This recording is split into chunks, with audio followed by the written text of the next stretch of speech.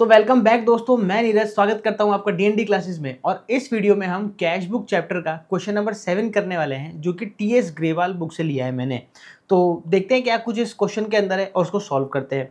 तो यहाँ पर ये क्वेश्चन नंबर 7 है। ये बोल रहा है prepare 2 column cash book from the following transaction of money Kochi. यहाँ पर एक आपको कैश बुक के डिटेल दे रखी है और बोल रहा है आपको डबल कॉलम कैश बुक बनानी है।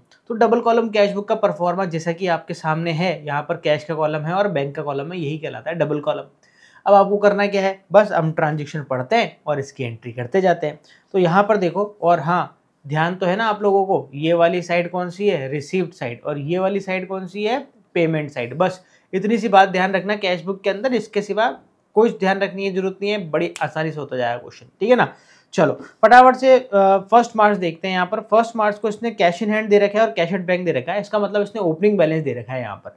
तो ठीक है, ओपनिंग बैलेंस जैसा कि आपको पता ही है कि यहाँ पर आ जाएगा फर्स्ट मार्च, डेबिट साइड में ओपनिंग बैलेंस आएगा और हम लिखेंगे क्या, बाय बैलेंस बीडी। कैश का बैलेंस कैश के कॉलम में और बैंक का बैलेंस बैंक के कॉलम में।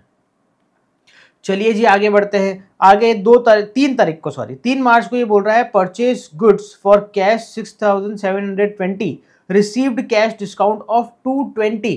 यहाँ पर हमने क्या करा है भैया, गुड्स परचेस करा है। अब देखो गुड्स परचेस करेंगे तो क्या करेंगे, हम पेमेंट करेंगे, तो किस साइड में लिखेंगे, पेमेंट वाली साइड में लिखेंगे, ठीक है। तो यहाँ पर हम क्या करते हैं, देखो 3 मार्च को हम यहाँ पर लिख देते हैं और हम यहाँ पर क्या कर देते हैं भैया, बाय परचेस। अब देखो हमने कैश पेमेंट करी है तो कौन से कॉलम में आएगा, कैश के कॉलम में आएगा, पर अमाउंट कितनी आएगी वो देखने वाली बात है। तो यहाँ पर हमने क्या करा है, जो परचेस करी है ना, वो परचेस तो करिए मेरे दोस्तों 6720 की। ये हमारे को परचेस प्राइस दे रहा है, वो पेमेंट नहीं बोल रहा, बोल रहा है कि हमने परचेस कितनी की करी, 6720 की परचेस करी, जिस पर हमें डिस्काउंट रिसीव्ड हुआ है 220 का।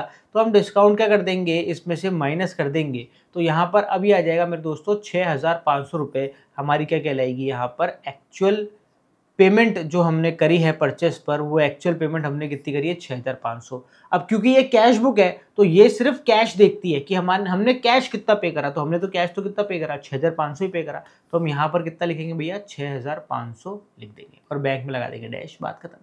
चलो भैया आगे बढ़ते हैं। यहाँ पर ये बोल रहा है 5 मार्च को बोल रहा है deposited in the bank 5000 rupees. हमने बैंक में क्या कराया, पैसा डिपॉजिट कराया।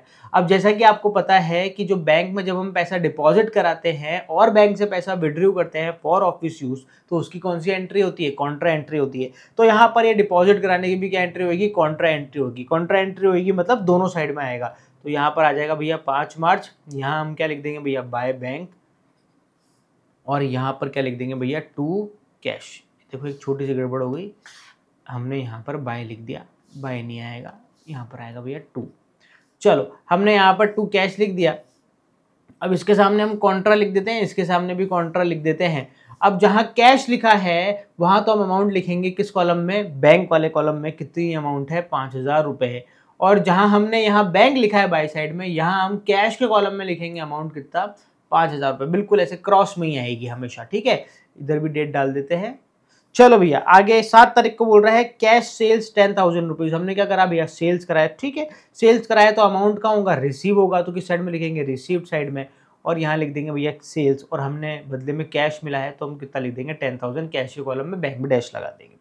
आगे बोल रहा है 10 मार्च को cash withdraw from bank 2000 rupees. Cash withdraw from bank 2000 rupees. अब हम पैसा क्या कर रहे हैं, बैंक से विड्रॉ कर रहे हैं, ये भी एक कॉन्ट्रा एंट्री है। तो हम क्या करेंगे, यहाँ पर ये जो 10 तारीख की एंट्री है ये भी क्या होगी मेरे दोस्तों, दोनों साइड में हो जाएगी 10 मार्च को। अब एंट्री क्या होगी, एंट्री होगी भैया बाय कैश, बिल्कुल उल्टी एंट्री उसकी, और टू बैंक। इसके सामने लिख देंगे भैया कॉन्ट्रा, और इसके भी सामने क्या लिख देंगे भैया, कॉन्ट्रा। दोनों के सामने कॉन्ट्रा लिख दिया। अब जहां बैंक लिखा है वहां अमाउंट लिखेंगे कैश के अंदर। कितना अमाउंट है भैया, 2000 रुपये। ये भैया लो, कैश के अंदर 2000 रुपये। और जहां कैश लिखा है वह अमाउंट लिखेंगे किसके अंदर, बैंक के अंदर लिख देंगे 2000 रुपये। हो गई बात खत्म। बढ़े आगे, यहाँ पर 10 तारीख की एंट्री हो गया। बात है 15 तारीख को। 15 तारीख को बोल रहे हैं receive 3 months post dated cheque of 20,000 rupees from Raj and discounted from the bank, paying discount charges 750। अरे देखो यहाँ पर ना ध्यान से समझना, हमें क्या मिला है, हमें मिला है भैया एक चेक, और वो चेक हमें किससे मिला है, राज से।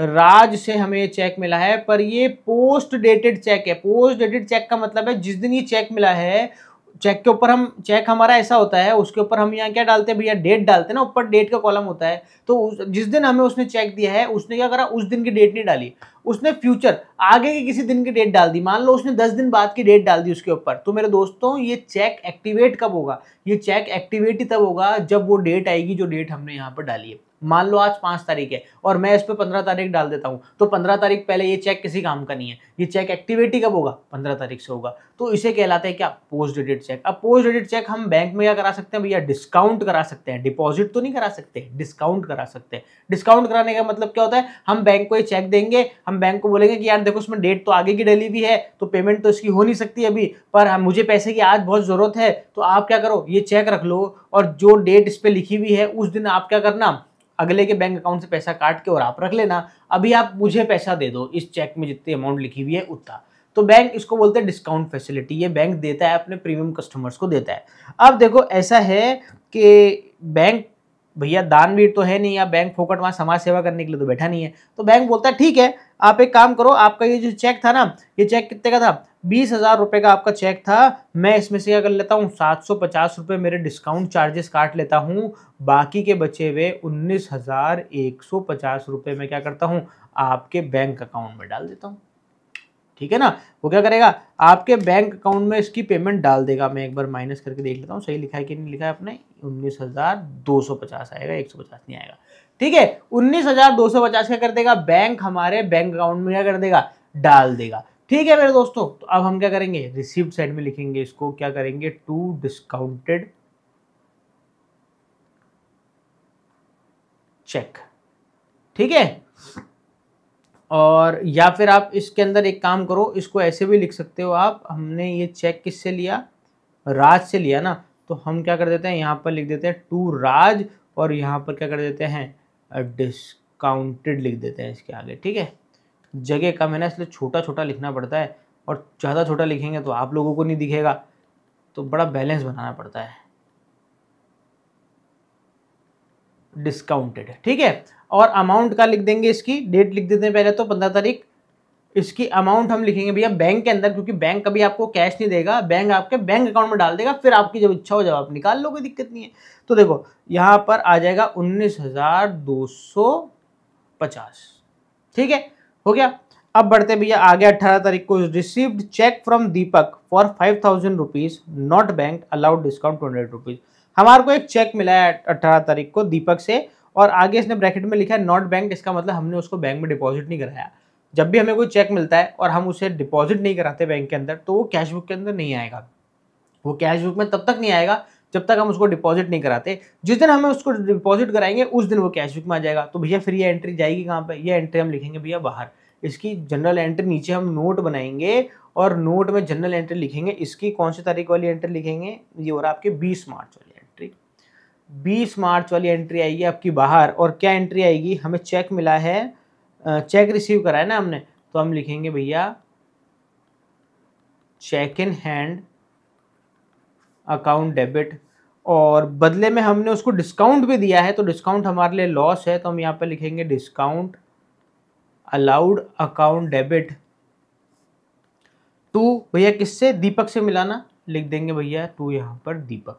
अब देखो कितना करेंगे, 5,000 रुपये का मिला है हमें भैया चेक, और 200 का क्या दे दिया हमने उसको, डिस्काउंट दे दिया, तो कुल मिला के हम उसे 5,200 रुपये हम क्या करते थे, उससे मांगते थे। तो ये वाली एंट्री कहाँ हो जाएगी, बाहर हो जाएगी। बढ़ जाते हैं हम आगे। आगे यहाँ पर 22 तारीख को क्या बोल रहा है, पेड टू, नहीं 20 तारीख को, check received from Deepak deposited into bank. ये वाली तारीख 18 तारीख वाली एंट्री है, मैंने डेट गलत देख ली है, एक साथ में लिखा होता है थोड़ा सा कंफ्यूजन हो जाता है। ये 18 तारीख वाली एंट्री है। 20 तारीख को बोल रहा है कि check received from Deepak deposited into bank. अब ये जो हमें चेक मिला था ना, अब ये हमने 18 तारीख को मिला, हमने 18 तारीख को तो हमने जमा कराया नहीं, इसलिए हमने बाहर लिख दिया। अब हम 20 तारीख को इसको जमा करा रहे हैं, तो 20 तारीख की एंट्री इसके अंदर आएगी, और किस साइड में लिखेंगे हम, रिसीव्ड वाली साइड में लिखेंगे, और टू यहाँ पर लिखेंगे भैया चेक इन हैंड। अगर ये हम उसी दिन जमा करा देते ना 18 तारीख को ही, तो यहाँ पर लिख देते टू दीपक, पर हमने किसी और दिन जमा कराया तो हम यहाँ पर लिखेंगे टू चेक इन हैंड। ये तारीख हो जाएगी मेरे दोस्तों 20 तारीख, और 5,000 रुपये का चेक था तो 5,000 रुपये का लिख देंगे, बैंक में लिख देंगे, यहाँ पर कैश में लगा देंगे डैश। आगे बढ़ जाते भैया 22 तारीख को, paid to Chandra by cheque 2,500 rupees, receive discount 100 rupees. यहाँ पर हमने उसको चेक कितना दिया है, 2,500 रुपीज़ का चेक दिया है, यहाँ पे 100 रुपीज़ डिस्काउंट के ऑलरेडी लेस करे हुए हैं। पेमेंट वाली साइड में लिख देंगे भैया हम, क्या लिख देंगे, किसको दिया, टू चंद्रा, और क्योंकि हमने चेक दिया है तो बैंक के अंदर लिख देंगे कितना, 2,500 रुपये, यहाँ पे लगा देंगे भैया डैश, डेट डाल देते हैं, यहाँ पर किस तारीख है, 22 तारीख है। ये हो गया भैया काम। इसके बाद 25 तारीख को बोल रहा है withdrew from bank for personal use 1,000 rupees. अब आप बोलोगे ये विड्रू कर लिया उसने बैंक से तो कॉन्ट्रा एंट्री कर देते, नहीं भैया कॉन्ट्रा एंट्री नहीं होगी। कॉन्ट्रा एंट्री सिर्फ ऑफिस यूज के लिए विड्रू करते हैं तभी होती है, पर्सनल यूज के लिए विड्रू करते हैं तो कोई कॉन्ट्रा एंट्री नहीं होगी। पर हाँ, पेमेंट वाली साइड में हम यहाँ पर लिखेंगे 25 तारीख डालेंगे, और पेमेंट साइड में लिखेंगे क्या, बाय ड्राइंग्स। हमने पर्सनल यूज के लिए निकाला ना, और बैंक से निकाला तो हम बैंक के कॉलम में लिख देंगे कितना, 1,000 रुपीज़। अगर हमने कैश निकाला होता तो हम कैश के कॉलम में लिख देते। आगे 28 तारीख को बोल रहा है sold goods to Akash for 10,000 rupees. यहाँ पर क्या कर दिया हमने, आकाश को गुड्स सोल्ड कर दिया, और हम फ्लो में यहाँ पर लिख देंगे क्या, टू सेल्स। नहीं भैया, यहाँ पर एंट्री में कहीं पर भी इसने ये नहीं बोला है कि आकाश से हमें पैसा मिल गया। यहाँ पर ये भैया ये जो ट्रांजेक्शन है ना, ये क्रेडिट ट्रांजेक्शन है, क्रेडिट ट्रांजेक्शन का कैश बुक में कोई लेना देना नहीं है। तो यहाँ पर जो 28 तारीख वाली एंट्री है कुछ नहीं करना आपको, उसको इग्नोर कर दो। इसके बाद में हम आगे बढ़ते हैं 30 तारीख को, purchase goods from Chander for 20,000 rupees. यहाँ पर हमने चंदर से गुड्स परचेज करा है, ये फिर से यहाँ पर क्रेडिट ट्रांजेक्शन आ गई। यहाँ पर कहीं पर भी मेंशन नहीं है कि उससे कैश रिसीव हो गया है, तो ये ट्रांजेक्शन भी हम कैश बुक में नहीं लिखेंगे। आगे बढ़ते हैं, receive cheque from Ashok 5,000 rupees and deposited in bank allowed cash discount 20,000 rupees. अब यहाँ पर हमें 31 तारीख को चेक मिला और उसी दिन हमने क्या करा, बैंक में जमा करा दिया, और चेक कितने का मिला, 5,000 रुपये का चेक मिल गया ना भैया।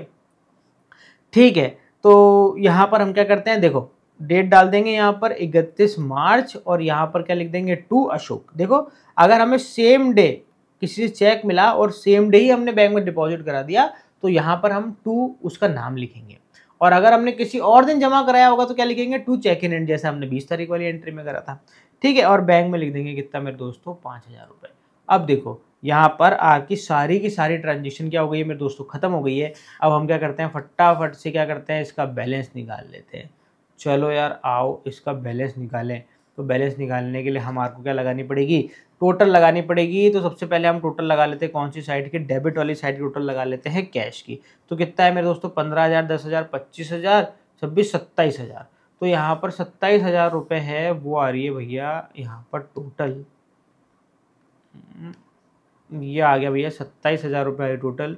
27,000 ही हम यहाँ पर लिख देंगे और देखेंगे कि कितना कम पड़ रहा है। यहाँ पर 6,500 और 5,000 मतलब 11,500। तो हम 27,000 में माइनस कर देंगे 11,500। तो ये आ रहा है मेरे दोस्तों 15,500। क्या निकल के आ रहा है, कैश का बैलेंस निकल के आ रहा है। यहाँ लिख देंगे by balance CD, balancing figure. कई बार आपको अगर चीज़ें समझ में नहीं आए, राइटिंग समझ में नहीं आए, तो मैं क्या बोलता हूँ जो सुना करो, मैं क्या बोल रहा हूँ। तो बोला हुआ रहेगा, आपको सुनाई देगा तो आपको पता चल जाएगा कि मैंने क्या लिखा है। ठीक है ना। यहाँ पर हम जो भी लास्ट डेट है वो डाल देते हैं 31 मार्च। ठीक है, कैश का तो हमने निकाल दिया। अब हम निकाल लेते हैं बैंक का। बैंक की टोटल निकालते हैं। देखो 10,000 ऊपर हो गए दोनों जोड़ के, 19,250 का इधर हो गया, 10,000 फिर लास्ट में हो गए। तो यहाँ पर 39,250 आ रहा है, यानी 39,250 आ रहा है। इधर भी हम 39,250 लिख देंगे और बैंक का लगा लेंगे। यहाँ पर कितना आ रहा है, 4,500 और 1,000 यानी 5,500। तो हम 39,250 के अंदर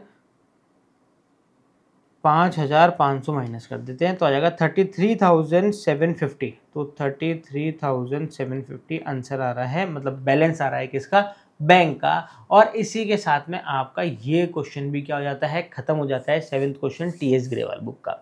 तो मेरे दोस्तों यहाँ पर हमने बुक क्या कर दी, मतलब ये क्वेश्चन क्या कर दिया, ख़त्म कर दिया। बहुत इंपॉर्टेंट क्वेश्चन है क्योंकि इसमें देखो कॉन्ट्रा एंट्री भी हो रही है, इसमें क्रेडिट ट्रांजेक्शन भी हो रही है, इसके अंदर कुछ डिस्काउंट वगैरह भी करा दिया हमने। चेक का, चेक हमने सेम डे भी जमा कराया और चेक किसी और दिन भी जमा कराया। तो इसमें वैरायटी बहुत सारी है क्वेश्चन के अंदर। अगर आप ये क्वेश्चन कर लेते हो तो आपको बहुत सारी चीज़ें एक ही क्वेश्चन के अंदर आपको मिल जाएगी। रिवीजन करने के हिसाब से ये क्वेश्चन बहुत अच्छा है। जब आप इन फ्यूचर में रिवीजन करोगे, अगर आप 7th क्वेश्चन कर लोगे तो एक ही क्वेश्चन में आपको बहुत सारी चीज़ें क्या हो जाएगी, कवर हो जाएगी। तो यहाँ पर क्या करना है मेरे दोस्तों, आपको ढंग से करना है, ये बहुत अच्छे तरीके से करना है। अगर आपको कुछ समझ में नहीं आता है तो आप कमेंट सेक्शन में बताओ, हम दोबारा समझा देंगे, या फिर उसको अलग तरीके से, अगर कोई दूसरा क्वेश्चन समझ में नहीं आ रहा दूसरे क्वेश्चन का नंबर डालो, हम यहाँ पर करके बताएंगे। ठीक है मेरे दोस्तों, तो मिलते हैं नेक्स्ट वीडियो के अंदर। जब तक के लिए क्या करें, मस्त रहें, स्वस्थ रहें, खाते पीते रहें। जय हिंद।